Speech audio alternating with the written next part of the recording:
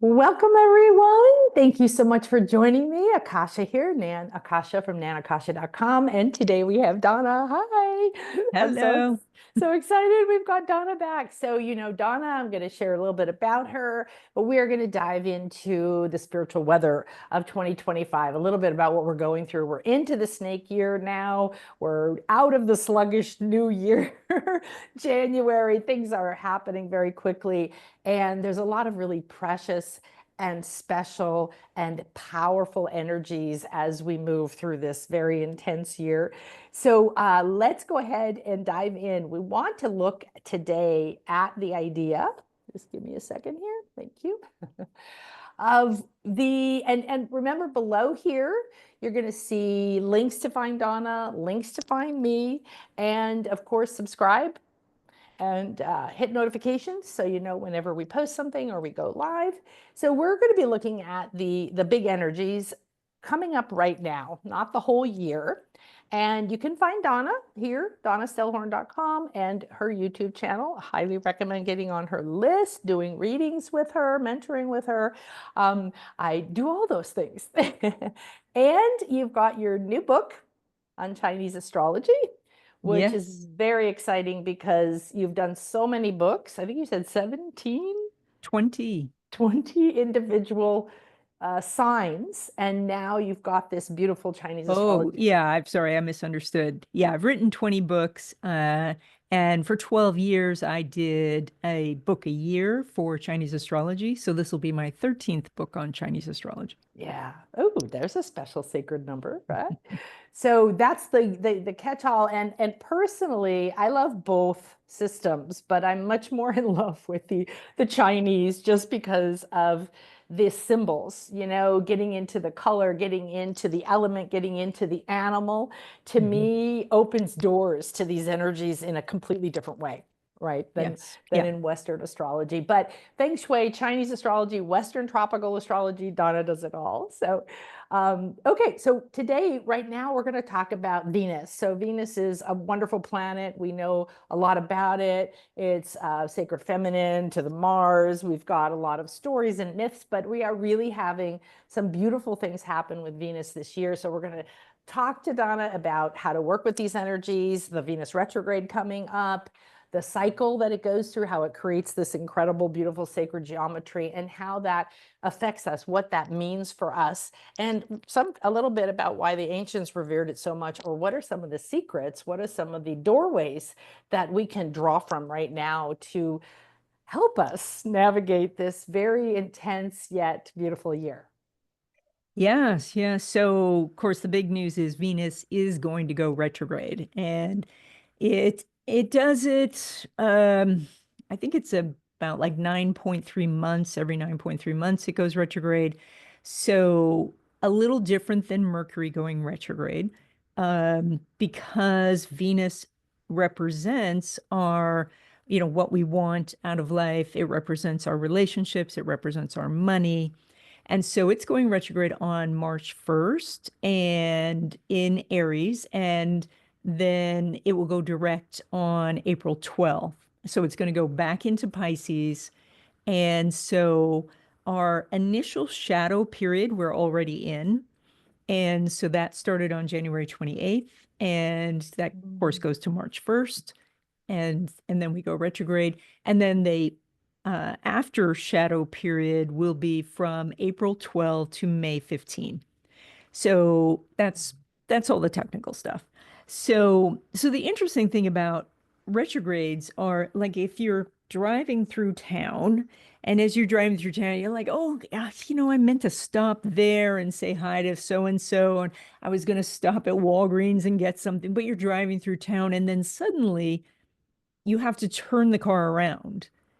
And so we're not actually traveling backwards. We're actually turning the car and now driving back through to do something that we have left undone. In Venus's case, though, it's actually more to let go of something. So, so Venus is um, it is retrograde generally for 40 days, sometimes 41, but most of the time 40 days. And you might recognize that as a spiritual number, that is about kind of like Lent, like, let's go into the wilderness and meditate for 40 days. Let's give this up for 40 days. So the idea is to look at some Venusian thing, which Venus things are all the pleasurable things that we're doing, and saying, well, what's not really working for me? What is it that I should give up? And through that giving up, our lives become richer, And we hear this a lot when people are decluttering, oh, now I have more time and I have more money. It's so unbelievable, But it's also the same when we like give up sugar, then we feel better, or we give up the TV and we have more time to spend with family. So this Venus retrograde, one of the best ways to use it is to figure out what you can let go of. So what I like about this is it doesn't feel to me the way that a lot of stuff felt growing up was like you can't have that, right? Or you got your time with it and now it's gone, or you don't get to have your cake and eat it too, right? Like some reason you get your pleasures, you get your wishes, you get your wants, but maybe somebody else has the authority to take them away. And this feels more like actually looking within, realizing that you might be doing or having or involved in or repeating something that you thought was going to give you pleasure or you thought that you wanted, but you're realizing now in this massive awakening, this really isn't giving me pleasure anymore. This really Right. isn't supporting me. Yes, that is what the retrograde does. It causes us to ask that question, is this really giving me the joy that it was before or that I thought it would? Yeah. Yeah. So, so then the retrograde motion that happens on this regular basis means that Venus will cross by the sun. And so when Venus is going forward, it crosses the sun. When it goes backwards, it crosses the sun. And these are called Venus star points. Ooh.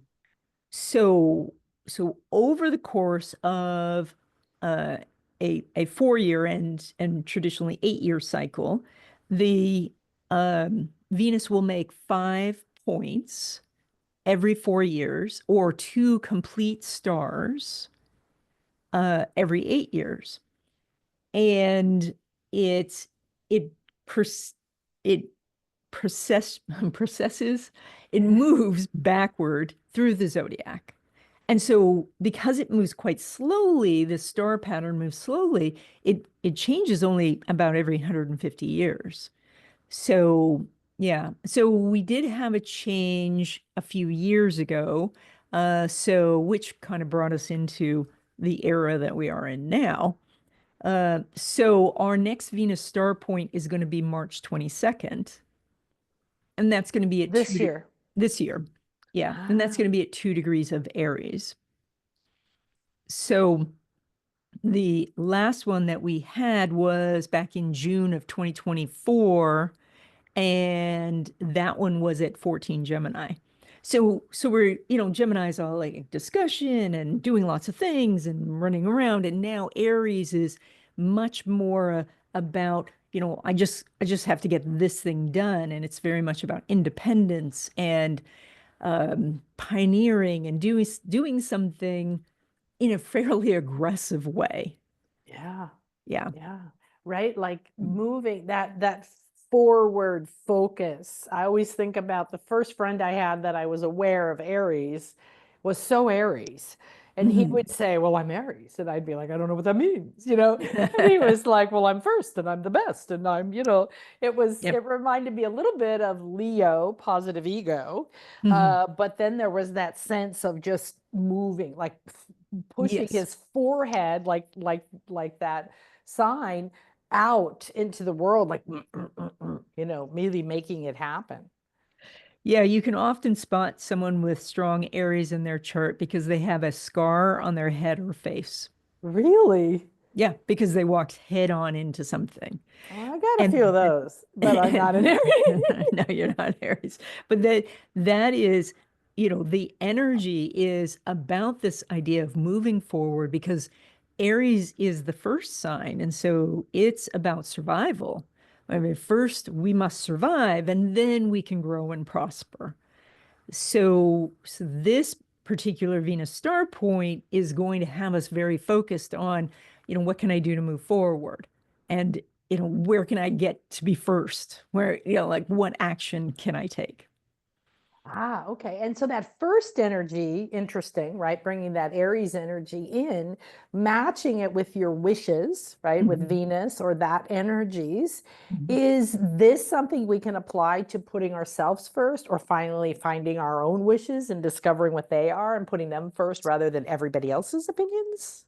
Yeah, that's really something to think about as you let go of something to clear out, then to come down and distill in what it is you really do want, and putting yourself in the picture, as women tend to not. Yes, Yes. exactly. So now, additionally, when the Venus crosses the sun on March 22nd, it will become a morning star. So currently, it's an evening star. Yeah. Yeah. I love that aspect of Venus. That's Mhm. another one, talk about that for a second. But I notice it because I'm always outside walking at dawn or before dawn or at night or Mm. under the full moon. And I'm always like, is that Venus now in the morning or at night?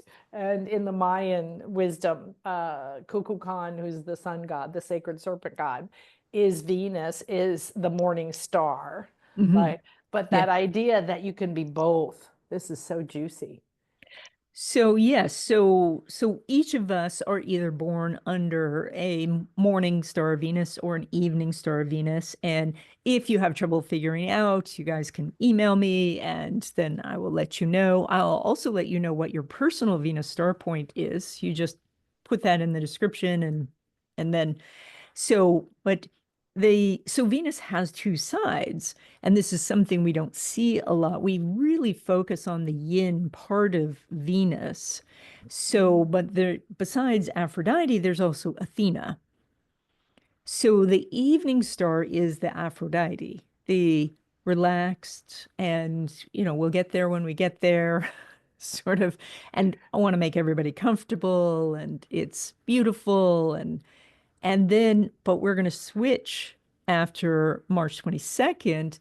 It'll take a few days, and then we'll see Venus as the morning star. And at that point, now we are Athena, the warrior goddess, right? And so that will be a time where we're really focused on taking action. So, because the evening star Venus is like, yeah, I'll get to it. Yeah, that's dreamy, yin, womb, creative kind of, pleasures and dreaming up your visions, right? And Yeah. and guiding yourself through the shadows or through your wishes that you've denied and all Mhm. of that beautiful things now. But isn't it amazing all the things happening in March? We're going to do another show about that because that is the 22nd is the day after the equinox. Mhm. So that's really a profound thing. Now, how many days? I know that the Mayan talk about this in their astrology, but how many days is Venus not seen between becoming morning and night? So I don't know the exact, but the interesting part is that when Venus is an evening star, it takes a really long time to be seen. Again, there's that idea of being, I'm going to take my time. But in the morning star, it only takes 2 or 3 days, and then Uh-huh. suddenly we can see her. Okay. Not so close to the sun, and we can see her. And so that's the idea of, the carpe diem. I'm going to just seize the day here. Yeah. Yeah. Yeah, and Yeah. so that will be the energy. And we'll all feel it. It activates the yang part of us, Right. because we may be women, but we have a yang part, and some have quite a strong yang part. Yeah. Guilty. I don't know how many decades spirit's been saying, tune Mhm. into your feminine, tune into your Mhm. feminine. Yeah, 40, 30 years ago, I didn't know what that meant compared to now, right? But Yeah. Yeah. oh, Yeah. beautiful. I love that. And Athena, ooh, one of my faves. She's right Mhm. there. So, wonderful. Okay. And the star point is this star point in March is maybe you said it again. Where is that in the cycle, the spectrum? So in the cycle, so I don't know when we started this cycle exactly. I'm thinking it was like 2019 or so. Maybe it was 2017. So, but we're in a long cycle. So, um, the the interesting energy that we're doing, of course, is that this is going to be the Aries star point. So the star points themselves, like if you had a spirograph when you were a kid, Yeah. or if you've seen sacred geometry, then you know this it makes Mm, this beautiful star. And yeah. this is this sacred symbol. The same thing when you cut an apple, when you turn it on its side and cut it in half, you see the star. And there's a whole bunch of this star pattern everywhere. Mhm. There's also there's a strong connection with this pattern that Venus makes to the Fibonacci sequence. Mm. So, which is this idea of how a shell is formed, where there's this same, this tiny part becomes the larger part larger, and this is the connection that we have to the universe. So that we're the microcosm, and then the macrocosm is out in the universe. Yes, yes, exactly, exactly. And so when we hold the shell up to our ear, we're actually hearing Venus.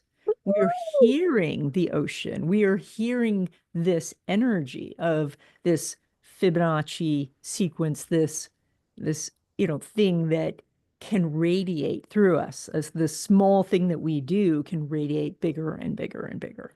And it just spirals, right? It's like Hmm. unfolding and continuously. Well, living on the beach, I collect shells, and it's been an insane few months for shells. I've never, in the 10 years I've lived in this area and 6 years here, never collected this many exquisite shells, huge conch shells, and these spiral ones in different Hmm. forms that I rarely see.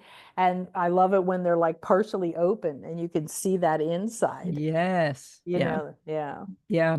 Yeah. Yeah. Oh. So that's amazing. Yeah.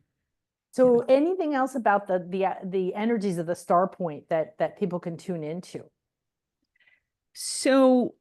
Well, you can actually place the whole star in your own chart and then see what area this falls for you. So this one in particular is at 2 degrees of Aries. So then you would bring up your chart and find where 2 degrees of Aries is, and then you're going to find what house it is.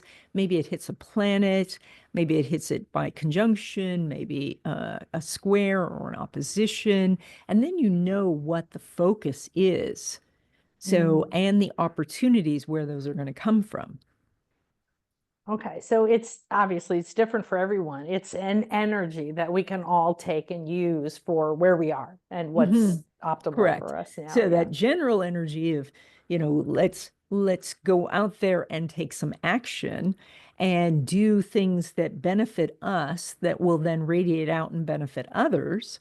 So that then has a home in your chart of where that would Mm. fit. Wow. So Is that true for all the Venus star points then? You would just go look for, this one's at 4 degrees of Gemini and this one's at, you would keep looking for that yeah, any time. you can Mm. also see how it affects your own Venus star point, and that is that you go back and you look at the Venus star point that was previous to your birth, Mm. and that's your Venus star point, unless you were, 3 or 4 days away from a star point. Like if you were born just 3 or 4 days before a star point, then you're going to use the one after you. But generally, we use the one before. Mm. And then that's your personal star point. So Oh, I love where that. Venus is very, very active in your chart. Yeah. Yeah. Now, Mm. that the Mayan calendar ended in I think it was December 12th, 2012, right? Well, it Um, wasn't really, but yeah, yeah. it was not the ending, but people thought it was. Yeah, that was. Well, it was an ending because we went into a new era. That's true. Yes, Yes. that's what it was about. Yeah. And so it marked the occultation of Venus with the sun, which means that Venus got in front of the sun, and somehow the Mayans saw that. Yeah. Yeah. And then they said, basically, what they said then was the world is ending because everything that we see beyond this makes no sense to us. Mhm. So we don't have the understanding to interpret what we're seeing. So, but the so when Venus crossed the sun, that's the same as the conjunction. So we have these often. Mhm. So, around once a year, sometimes twice a year, and it is a shift. And that one was a particular big shift. So, Yeah, for the Mayans, we reached the state of unity consciousness.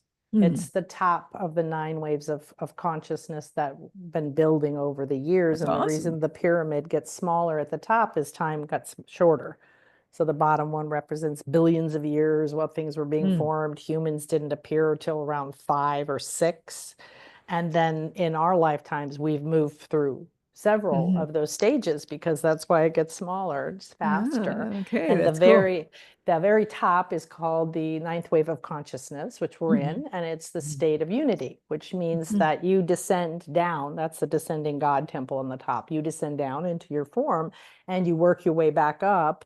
And hmm, now we're back at this state of unity, reuniting with ourselves, with our truth, with our sovereignty, with whatever, right? What we're meant hmm, to do here.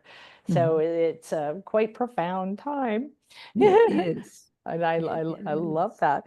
Okay, what else? Anything else to do with Venus? Letting go and Hmm, allow and looking up how it's going to be impacting you, and then hmm, understanding the retrograde aspect of it, hmm. which is pretty much going to be through most of March.